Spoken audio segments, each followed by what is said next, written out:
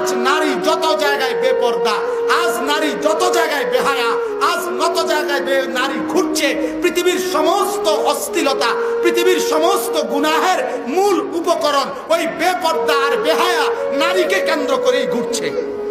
আজ মদের যত আয়োজন, আজ জুয়ার যত আয়োজন, আজ নাফরমানির যত আয়োজন, আজ হারামখোরের যত আয়োজন, আজ যত অন্যায়, যত বেহায়া, আজ যত অশ্লীলতা, সবকিছু ওই নারী, ওই বেপরদিগির কারণেই ঘুরে ফিরে তৈরি হচ্ছে।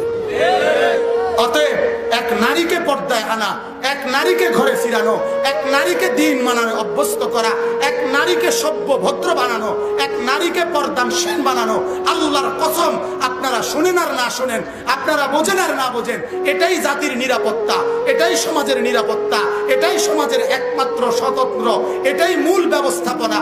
দেশ যদি নিরাপদ হতে হয়, জাতি যদি নিরাপদ হতে হয়, সমাজ যদি নিরাপদ হতে হয়, আগামীর পৃথিবী যদি সুন্দর হতে হয়, অবশ্যই আমাদের মা, মেয়ে, স্ত্রী, কন্যা, বোন, ভাগিনী, এদেরকে দিনদার হতে হবে, এদেরকে নামাজি হতে হবে, এদেরকে পর্দাওয়ালা হতে হবে।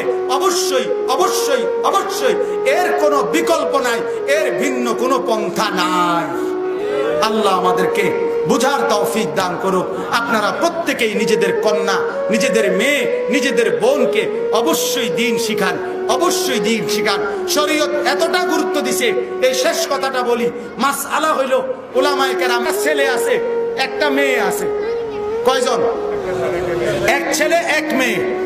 তার কাছে যে কামাই, সংসারের বাজার সাজার খরচ খাওয়াইয়া এই দুইটা ছেলে এবং মেয়ের মধ্যে পড়ালেখা করাবার জন্য, দিন শিখাবার জন্য, আর তাকে শরীয়তের হুকুম আহকাম শিখাবার জন্য তার কাছে যে পরিমাণ আয় আছে, এর দ্বারা একজনে পড়াইতে পারবে।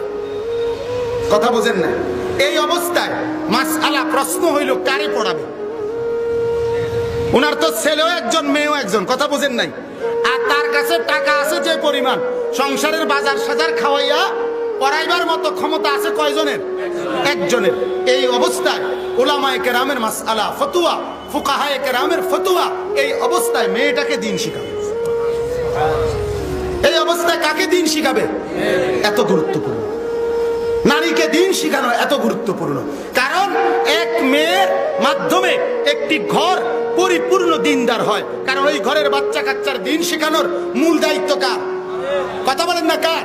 অতএব নারীকে দিন শিখানো মানে এই নারীর মাধ্যমে একটি ঘরের সবাই দিন শিখবে। ওই ঘর থেকেই মানুষ বাইরে এলে সমাজ হয়, ওই সমাজ থেকেই আরো সামনে গেলে দেশ হয়, ওই দেশ থেকে সামনে গেলে পৃথিবী হয়, সবটা হয়। সব কিছুর মূল সূতিকাগার, মূল কেন্দ্র কিন্তু ওই ঘর। ঠিক কিনা বলেন? অতএব ঘর যার সুন্দর হয়, তার দুনিয়া সুন্দর হয়, তার দেশ সুন্দর হয়, তার জাতি সুন্দর হয়। কাজে আমাদের ঘর যদি পবিত্র হতে হয়, সুন্দর হতে হয়, নারীকে দিন শিখাইতে হবে, পর্দা শিখাইতে হবে। আল্লাহ আমাদেরকে তৌফিক দান করুক, আমিন আমিন। আমাদের উস্তাদে মুহতারাম আরিফ বিল্লাহ হাকিমুন নফস আল্লামা মুফতি মুশতাকুন নবী কাসেমী হুজুর এই মাগরিবের পরে বয়ান করার কথা ছিল। হুজুর বয়ান করবেন ইনশাআল্লাহ। আমাদের সাথে বারবার কথা হয়েছে, হুজুরে আসবেন কিছুক্ষণ পরে। আমাদের বদরপুরের পীর সাহেব হুজুর আল্লামা ইলিয়াস সিদ্দিকী বদরপুরি দামাত বারাকাতুহুম, হুজুরও বয়ান করবেন। আমাদের ময়নামতি বাজার কেন্দ্রীয় জামে মসজিদের সম্মানিত ইমাম খতিব হযরত মাওলানা ইলিয়াস সাহেব দামাত বারাকাতুহুম, তিনি আছেন আমাদের কাছে, তিনি ইনশাআল্লাহ বয়ান করবেন। মেহেরবানি করে এশার নামাজ পড়ে আবার আমরা সবাই বসার চেষ্টা করব। আল্লাহ তাআলা তৌফিক দিক, কবুল করুক, আমিন।